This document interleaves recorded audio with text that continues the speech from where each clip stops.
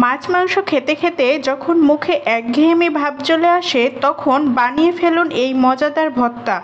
আসসালামু আলাইকুম, সবাই কেমন আছেন? আশা করি ভালো আছেন। আমিও আল্লাহর রহমতে ভালো আছি। আপনাদের সামনে নতুন আরেকটি রেসিপি নিয়ে হাজির হয়েছি, সেটা হচ্ছে টমেটোর ভর্তা বা চাটনি।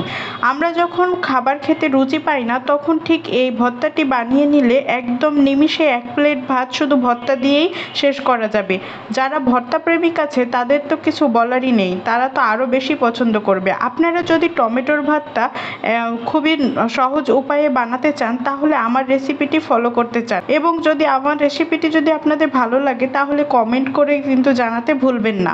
ভর্তাটি বানানোর জন্য আমি এখানে প্রায় 3টা টমেটো কেটে নিয়েছি, মিডিলে একটা ফাঁক দিয়ে কেটে নিয়েছি। আপনারা আরও চাইলে ছোট ছোট করে নিতে পারেন, এবং চুলায় প্যানে কিছু পরিমাণ সরিষার তেল দিতে পারেন। আমি এখানে সয়াবিন তেল ইউজ করেছি, আপনারা চাইলে সরিষার তেলও ইউজ করতে পারেন। তেলটা যখন গরম হয়ে যাবে তখন আমি এখানে টমেটোগুলো ছেড়ে দিব এবং সাথে দিয়ে দিব একটা কাঁচামরিচ। আপনারা এখানে কিন্তু কাঁচামরিচের পরিবর্তে শুকনা মরিচও ব্যবহার করতে পারেন। আমি ভর্তাটাকে একটু স্বাস্থ্যকর বানানোর জন্য আমি এখানে কাঁচামরিচ ব্যবহার করেছি, কারণ আপনারা তো জানেন কাঁচামরিচ দিয়ে তরকারি রান্না করলে এটা অনেক বেশি স্বাস্থ্যকর হয়। এবং সাথে তেলে দিয়ে দিচ্ছি কিছু পরিমাণ পেঁয়াজ কুচি, দিয়ে দিচ্ছি রসুন কুচি, এবং এখানে দিয়ে দিচ্ছি কাঁচামরিচে আরও কিছু কুচি।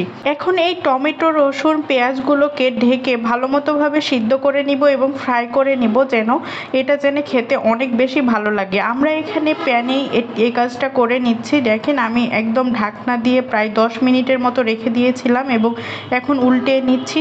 যখন খেয়াল করে দেখবেন যে টমেটোর খোসাগুলো ছাড়ানোর জন্য উপযুক্ত হয়ে গেছে এবং পেঁয়াজগুলো ব্রাউন কালার হয়ে আসছে, তখন বুঝে নেবেন যে এই টমেটো এবং পেঁয়াজগুলো ভর্তা বানানোর জন্য উপযুক্ত হয়ে গিয়েছে। তখন টমেটোগুলো অন্য একটি পাতিলে উঠিয়ে নেবেন। আমি ঠিক যেভাবে করতেছি আপনারাও ঠিক এভাবে করবেন, এবং অবশ্যই পাতিলে উঠানোর আগে টমেটোর খোসাগুলো কিন্তু ছাড়িয়ে নিতে হবে। টমেটোর খোসাগুলো আপনি কোন হাত দিয়েও ঠান্ডা করে ছাড়িয়ে নিতে পারেন, না হলে উপরে খুন্তি দিয়েও ছাড়িয়ে নিতে পারেন। টমেটোর খোসাগুলো ছাড়িয়ে অন্য একটি পাতিলে এই মিশ্রণটাকে আমি নিয়ে নিব এবং সেটাকে ভালো মতোভাবে চটকে নিব ভর্তার জন্য। আপনারা এটা অন্য কিছু দিয়ে মিশ্রিত করে নিতে পারেন। আমি হাত দিয়ে ভর্তাটাকে মাখিয়ে নিয়েছি। এখন এই ভর্তাগুলোকে আমি ভালো মতোভাবে মাখিয়ে নিতে থাকবো, এবং আপনারা যদি এই ভর্তাটা দিয়ে ভাত খেতে চান তাহলে আমার এই রেসিপিটি ফলো করে একবার হলেও ভর্তাটি বানিয়ে ভাত দিয়ে খেয়ে দেখবেন। বিশেষ করে অন্যান্য তরকারির সাথে কিন্তু এই ভর্তাটা অনেক সুন্দর লাগে এবং খেতে অনেক বেশি মজাদার লাগে।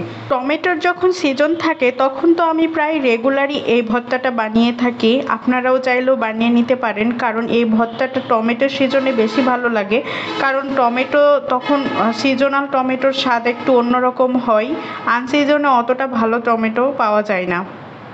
টমেটোগুলোকে যখন ভালো মতোভাবে চটকানো হয়ে যাবে তখন এখানে আমি পরিমাণ মতো লবণ দিয়ে দিচ্ছি। আপনারাও এখানে লবণ, আদার্স অন্য কিছুও চাইলে ব্যবহার করতে পারেন। আমি ঠিক লবণ দিয়ে এবং তেল তো ওই প্যান থেকে নিয়েছিলাম, ওই তেল দিয়ে এবং লবণ দিয়ে এই ভর্তাটি বানিয়ে ফেলেছি। আপনাদের কাছে যদি ভিডিওটি ভালো লেগে থাকে তাহলে অবশ্যই কিন্তু কমেন্ট করে জানাবেন। আজকের জন্য এই পর্যন্ত। আসসালামু আলাইকুম।